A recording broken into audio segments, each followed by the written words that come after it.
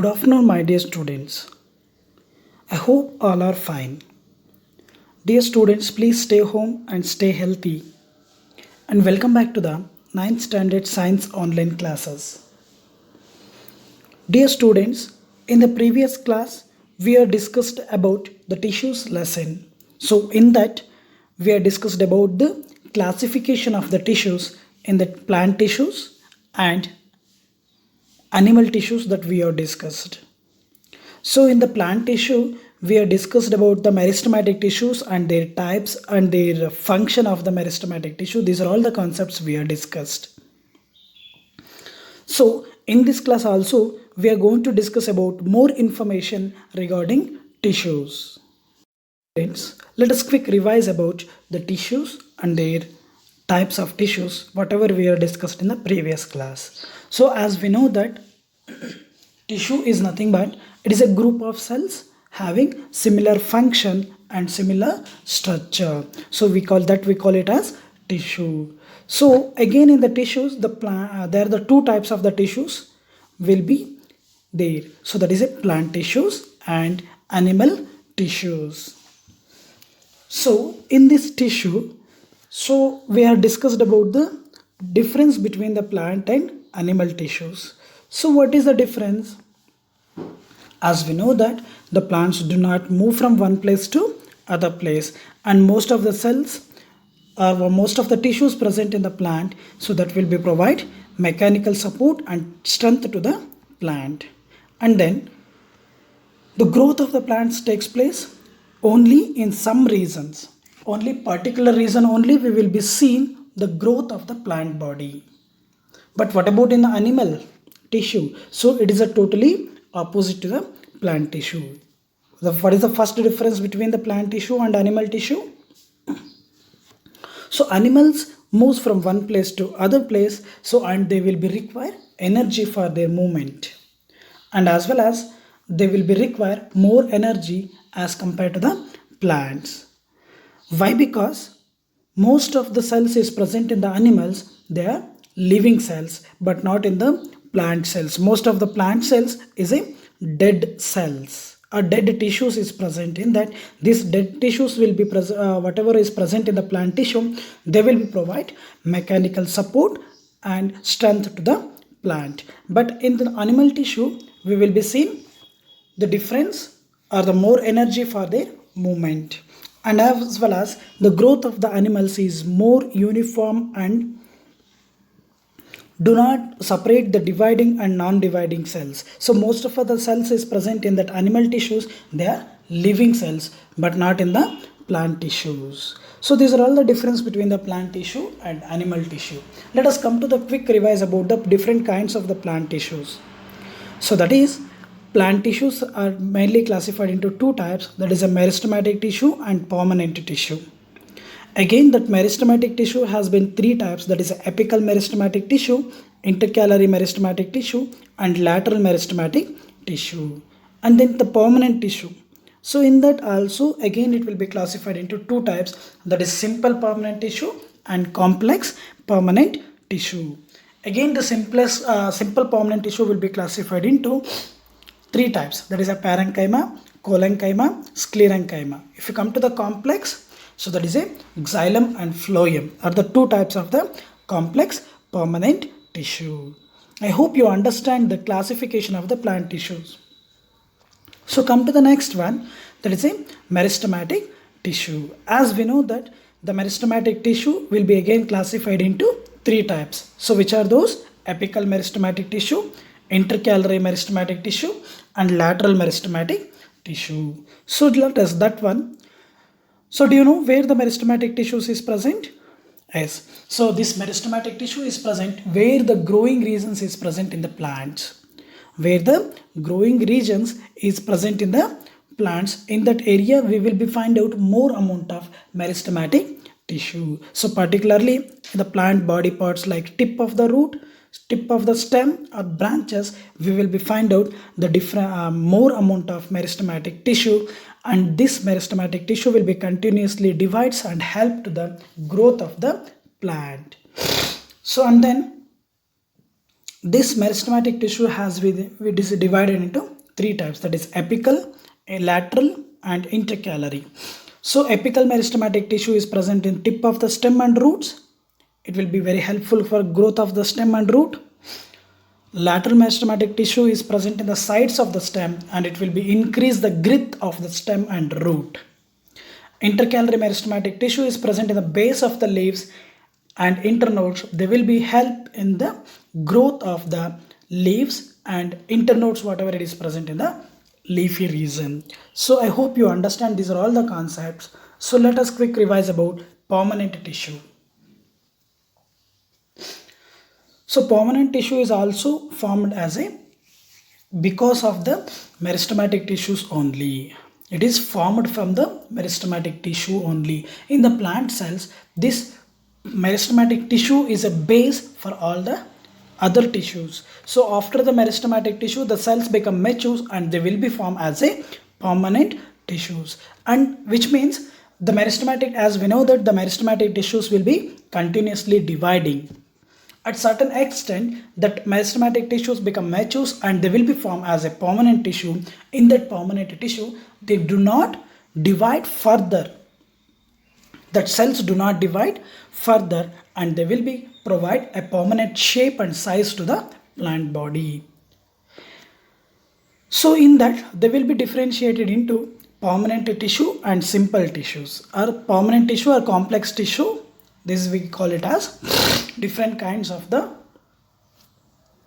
permanent tissues. So in that simple permanent tissue, so they are only made up of one type of the cells. So that is a parenchyma, collenchyma and sclerenchyma.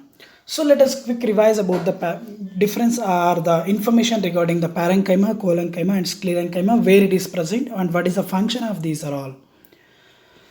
So the parenchyma will be consisting of loosely packed, thin-walled cells having more intercellular spaces. So in between the arrangement of the cells in the parenchyma, it will be having more intercellular spaces.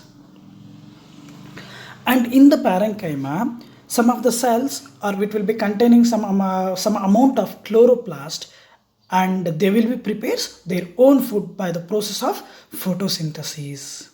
And some parenchyma cells have a large air cavities.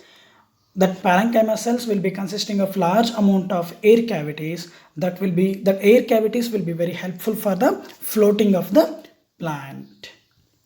And then this parenchyma cells will be very helpful to store the water and minerals in the plant body.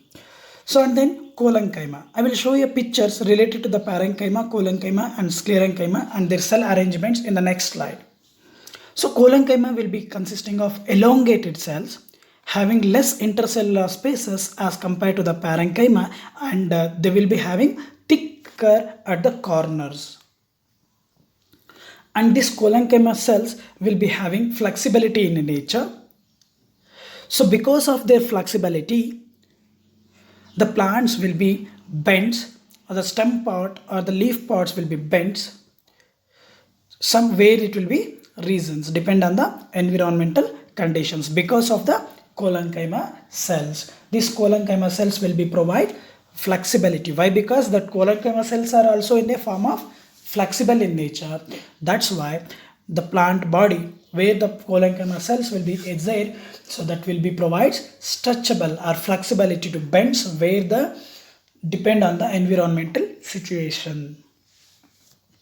So particularly these collenchyma cells will be present in the stem, leaf and other parts of the plant body, and as well as these collenchyma cells will be provide a mechanical strength to the plant. And sclerenchyma, the third simple permanent tissue, we call it as sclerenchyma. So it is also consisting of long, narrow, dead, thick-walled cells. The cell walls contain lignin. It will be consisting of a chemical substance, that is we call it as lignin. So this chemical substance, what we call it as lignin, will be act as a cement and hardness them. It will be also gives mechanical strength and hardness to the plant. Dear students, what about we are discussed in the parenchyma and collenchyma cells? They are most of all living cells. But if you come to the sclerenchyma cells, most of all the cells are dead cells. Best example for the sclerenchyma cells have we have seen in our day-to-day life. Have you observed the husk of the coconut? ತೆಂಗಿನ ನಾರು ಅಂತ ಏನು ಕರಿತೀವಿ, that is a made up of completely sclerenchyma cells. That is entirely a green color shape ಇರುತ್ತಲ್ವ ಆ ತೆಂಗಿನಕಾಯಿನ ಒಂದು ಕೋಕೋನಟಲ್ಲಿ. So ಆ ಸಿಪ್ಪೆ ಸುಲಿತೀವಲ್ಲ ಆ ಸಿಪ್ಪೆ that is will be made up of sclerenchyma cells and that is a most of all the dead cells. So I hope you understand the simple permanent tissues, that is parenchyma, collenchyma and sclerenchyma cells. Dear students, just observe the slides present in the parenchyma, collenchyma and sclerenchyma. What are the characteristics that we are observed in the parenchyma cells? They are, just observe it now, loosely packed, thin-walled cells having more intercellular spaces. So while arranging the cells in that, we will be seeing the more intercellular spaces here. So in between this, we will be seeing the more intercellular spaces. Just observe it here. We will be find it is a one cell and it is a one cell. So in between that, we will be seeing the intercellular space here. So this is a one cell and this is a one cell. In between, we will be seeing the intercellular spaces. So like this, the arrangement of the cells will be thick walled and as well as they will be shows more intercellular spaces. So if you come to the collenchyma cells, there is no intercellular spaces in that. Have you seen no? So in that cells are thickly and closely arranged. And if you come to the sclerenchyma cells, so here also it is an elongated cells. What are the characteristics of the sclerenchyma cells? Long, narrow, dead, thick-walled cells. So long, in the second slide, it is below the sclerenchyma cells. One more slide is there, no picture is there. So in that we will be observed the long, elongated and narrow type cells that we are observed. So these sclerenchyma cells are most of all dead cells. So below the collenchyma cells, what it is present in the below the first slide of the collenchyma, below that one more collenchyma cell picture is present now. So in that we will be seeing it will be elongated cells having less intercellular spaces in between the cell. So just observe it, it is a one kind of cell. After that there is no intercellular spaces, or the intercellular spaces are very less in number. So like this the cells are arranged.